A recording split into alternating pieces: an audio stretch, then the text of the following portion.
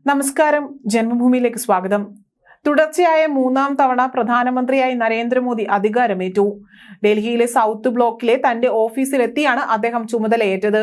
കർഷക ക്ഷേമ പദ്ധതിയായ PM കിസാൻ നിധിയുമായി ബന്ധപ്പെട്ട ഫയലാണ് അധികാരമേറ്റ ശേഷം മോദി ആദ്യം ഒപ്പുവെച്ചത്.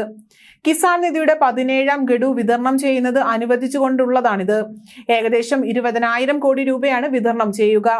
9.3 കോടി കർഷകർക്ക് ഇതുകൊണ്ടുള്ള പ്രയോജനം ലഭിക്കും. കർഷക ക്ഷേമത്തിന് പ്രതിജ്ഞാബദ്ധരായ സർക്കാരാണ് ഞങ്ങളുടേത്. അതുകൊണ്ട് തന്നെയാണ് പ്രധാനമന്ത്രിയായി ചുമതലയേറ്റതിനു ശേഷം കർഷകരുടെ ഉന്നമനത്തിനു വേണ്ടിയുള്ള ഫയലിൽ തന്നെ ആദ്യം ഒപ്പുവെച്ചത്.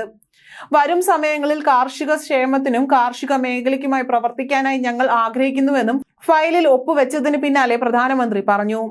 ചുമതലയേൽക്കാൻ സൗത്ത് ബ്ലോക്കിലെത്തിയ മോദിയെ അദ്ദേഹത്തിന്റെ പ്രിൻസിപ്പൽ സെക്രട്ടറിയായ PK മിശ്ര, ദേശീയ സുരക്ഷാ ഉപദേഷ്ടാവായ അജിത് ഡോവൽ എന്നിവരുൾപ്പെടെയുള്ള ഉദ്യോഗസ്ഥർ ചേർന്നാണ് സ്വീകരിച്ചത്.